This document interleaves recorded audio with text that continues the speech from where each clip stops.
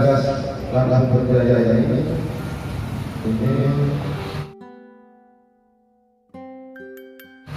dipelopori yang rata-rata semuanya tertanam rokok, baik rokok maupun rokok hias. Alhamdulillah berkat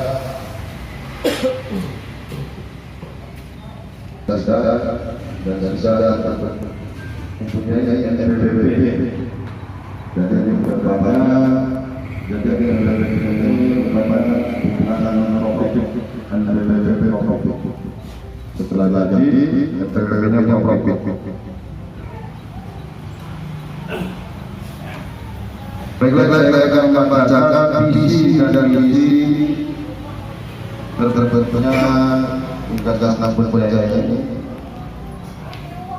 Bapak visi dan misi pasal 7 visi menjadi peternak mandiri, profesional dan berwawasan akan bisnis untuk meningkatkan kesejahteraan masyarakat khususnya anggota ternak Penggagas Lampung Berjaya. Misinya yang pertama menyediakan ternak Penggagas Lampung, menyediakan ternak Penggagas konsumsi maupun hias yang berkualitas dan halal dalam jumlah yang cukup dan sesuai dengan kebutuhan. Yang kedua, pengembangan profesionalisme sumber manusia dalam pengolahan dan budidaya. Itulah visi dan misi kita Penggagas Lampung Berjaya ini. Mudah-mudahan Allah meridhoi apa yang kita lakukan ke depannya dan mudah-mudahan berkembang menjadi besar. Itu harapan saya dan harapan rekan-rekan sekalian. Mungkin itu saja yang bisa saya sampaikan. Lebih kurangnya saya mohon maaf. Wabillahi taufiq wal hidayah. Wassalamualaikum warahmatullahi wabarakatuh. Saya dari narasumber dari Bapak Muhammad Musnadi dari Kementerian Pertanian Indonesia, mungkin ada saya sampaikan.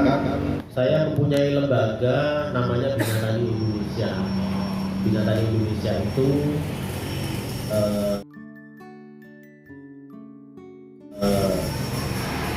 berafiliasi dengan Bina Indonesia Group. Nah, salah satu tim saya yang datang ke sini adalah beliau Pak Datu Saprijal Jatuh Sinaro, sama mitra kami dari Juragan Ayam Kampung ini Natar Pak Budi. Perkenalkan diri Pak. Nah, ini mungkin di sini kita akan sharing ilmu ya Pak ya, mengenai apa dan bagaimana yang bisa kita lakukan bareng-bareng. Mungkin bisa saya jelaskan ke papan. Apresiasi sekali terhadap acara ini yang saya hormati bapak-bapak semua, terutama Bapak Ketua Pak Solikin. Baik, saya akan memperkenalkan apa itu Bina Indonesia Group. Jadi kami mendirikan Bina Indonesia Group ini Pak. Di bawahnya ada Bina Peternakan, ada Bina Pertanian, ada Bina Budidaya dan Bina Pendidikan, dan ini ada Bina yang lain juga seperti itu.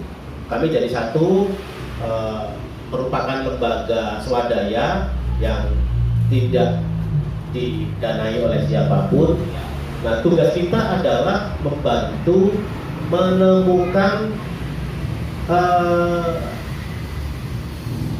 mata rantai yang terputus. Di sini ada Bina UMKM juga. Ada Bina UMKM juga. Jadi tantangan teman-teman semua, baik itu di Bina UMKM, Bina Budidaya, Bina Pertanian, Bina Peternakan, selama ini kan yang dibahas adalah di sisi produksi, di sisi hulu. Nah, bagaimana menyikapi hilirnya itu ternyata tidak ketemu, Pak. Tidak ketemu. Jadi dalam bulan Januari sampai dengan April, saya itu 4 kali ke Jakarta. 4 kali ke Jakarta, maksudnya memetakan pasar mana sih yang kira-kira ini potensial untuk menjadi kita menjadi pemain, bagian dari pemain, bukan bagian dari penonton. Ada celah. Ada celah, benar Pak. Nah, menyikapi itu, kami coba ke Jakarta untuk memetakan. Jadi di sana ada gerai-gerai modern, ada pasar-pasar becek. Tetapi itu belum bisa kita manfaatkan secara maksimal. Kenapa? Karena itu tadi Pak, tidak ketemu. Nah, jadi contoh di bina UMKM kita, ini kita ada 130 mitra.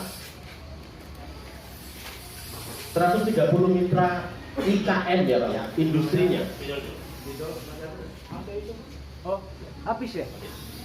Kita ada 130 IKM. Mereka rata-rata mengeluhkan kok pemasarannya susah. Mereka mengeluhkan pemasaran susah. Nah, jadi kita mulai petakan satu persatu. Ternyata pemasarannya tidak susah. Sebenarnya tidak susah. Hanya belum ketemu aja, belum nyambung antara pasar dengan industrinya. Nah, salah satu tantangan yang mendasar yang harus segera diselesaikan adalah bagaimana mengemas produk secara baik supaya bisa menjual dalam tanda kutip. Itu yang belum dilakukan. Satu. Yang kedua, bagaimana ketahanan suatu produk. Jangan sampai tertulis expired date 3 bulan, ternyata 1 bulan sudah jamuran.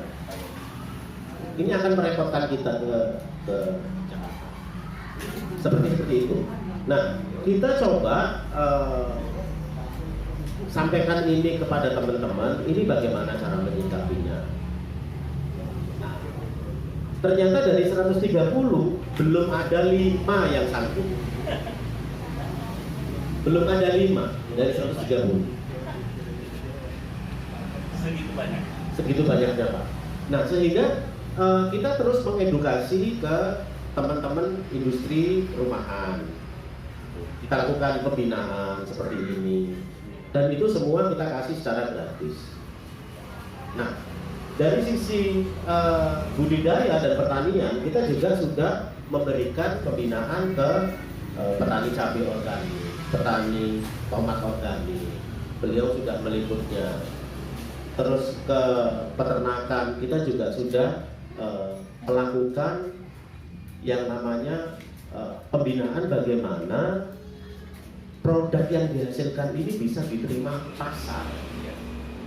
Apalagi dari sisi budidaya, ya, dari sisi budidaya sebenarnya ini sangat-sangat diterima oleh pasar. Tetapi pasar yang memang sustain dan pasti itu kan pasar modern, bukan pasar becek. 2014 saya sudah melakukan dengan Pak Budi mendirikan namanya Kumpul ya Pak ya. Operasi usaha mandiri peternak unggas lokal Lampung 2014. Tetapi kenapa itu tidak bisa sustain sampai sekarang? Karena memang kita kurang bersatu Pak. Kita masing-masing. Itu tidak bisa. Harus bersatu. Harus berkolaborasi. Itulah yang menjadi selalu permasalahan itu karena mau masing-masing. Ya, berkolaborasi itu juga kita lakukan dari hulu sampai hilir. Ya. Tidak bisa di hulunya aja. Iya, nggak bisa. Sebagus apapun, sehebat apapun Pak Solikin beternak entok, kalau tidak bisa memasarkan, selesai. Mau dibuat apa? Nggak akan bertahan. Tidak akan bertahan. Ujung-ujungnya tetap duit, karena apa? Entoknya butuh makan. Iya. Kalau enggak entok itu nanti makan BPKB, makan sertifikat dan lain sebagainya. Gitu. Nah, ini kolaborasi ini yang harus kita sepakati bersama dalam pertemuan ini. Ya. Nah, kami dari Bina Tani Indonesia itu membantu. Ayo, apa kira-kira yang jadi permasalahan teman-teman? Kebetulan kemarin kami sudah ngurus SKU di Superindo dan diberikan semacam kuota dari Superindo bahwa kita nanti akan bisa masuk produk-produk yang non industrial. Gitu. Nah, saya juga bilang bahwa kita punya telur, punya tarkas dan lain sebagainya, tapi tentunya itu semua harus sesuai dengan standar yang diberikan oleh pasar modern. Nah, Itu yang utama. kalau bisnis utama artinya kan memang harus benar-benar fokus Iya benar. di situ. Nah, menyikapi tentang bisnis utama yang harus fokus, tantangan paling besar yang dihadapi peternak entok adalah pakan, boros di pakan. Iya. Mungkin 1,5 sampai 2 kali lipat pakan ayam kampung. Iya. Seperti itu. Sudah ada riset. Sudah ada Sudah ada. syukur kalau begitu. Nah, di pola konsumen ini kan berubah, Pak. Pola konsumen berubah. Kalau zaman ibu saya, ya kan, mungkin makan ayam atau makan bebek tinggal dibungkus di belakang, dimasak, ya kan. Itu pun yang terjadi sampai hari ini di pasar-pasar tidak ada masalah, Iya. gitu loh. Tetapi kalau sudah berbicara ke pasar modern, ya, ini tidak bisa lagi dilakukan. Dia harus ada standar Produksi. pemotongan yang asuh, Iya. aman, sehat, dan sebagainya. Nah, seperti itu. Nah, dari mulai ini hulunya sampai dengan ke hilirnya, nah ini kan harus nyambung, Betul. harus nyambung. Bagaimana di hulunya itu bisa efisien, ya kan? Di hilirnya juga jalan. Ya. Karena sekuat apapun kita di hulu, tidak akan kuat. Kalau hilirnya buyar. Boro-boro nanti kita ngomongin tentang proyek yang lebih besar lagi, misalkan ekspor, Iya, misalkan iya benar. jauh. Jauh banget. Nah, Itu. bisa itu. Nah itu yang harus kita siapkan. Iya, benar. Nah di hulu juga ini kan ada beberapa segmentasi. Maksudnya apakah kita titik berat budidayanya akan di breeding saja, atau di hatchery saja, atau di pembesaran saja, atau hanya di fancy saja? Iya. Nah ini harus jelas, Iya. gitu loh, supaya ya terfokus teman-teman ini pergerakannya di mana. Nah, jadi memberikan semacam pendampingan secara gratis dari mulai hulunya sampai ke hilirnya, baik itu dari sisi produksinya, bagaimana membuat pakan itu secara efisien, bagaimana kebutuhan nutrisi si hewan itu tercapai. Kalau dari sisi kualitas, misalkan bagaimana cara membuat kuning telur skornya sekian, Iya. bagaimana ketebalan cangkangnya itu Sekian. sekian, produksi telurnya harus sekian. Nah itu kami sudah lakukan itu dan kami dampingi, harus diberikan ini loh, edukasi, dan itu free secara gratis. Nah sampai dengan bagaimana kalau misalkan si peternak ini ke depannya mereka populasinya besar, mereka harus membuat sebuah sistem, membuat administrasi, karena tidak bisa dihindari itu nanti akan berbenturan dengan itu, berbenturan dengan pajak, berbenturan dengan aturan. Nah ini kita dampingi semua. Nah tentunya kami selalu membuka diri untuk bapak-bapak semua, teman-teman semua, apa yang bisa kita kolaborasikan, monggo silahkan. Karena tidak mungkin semua dilakukan sendiri. Benar.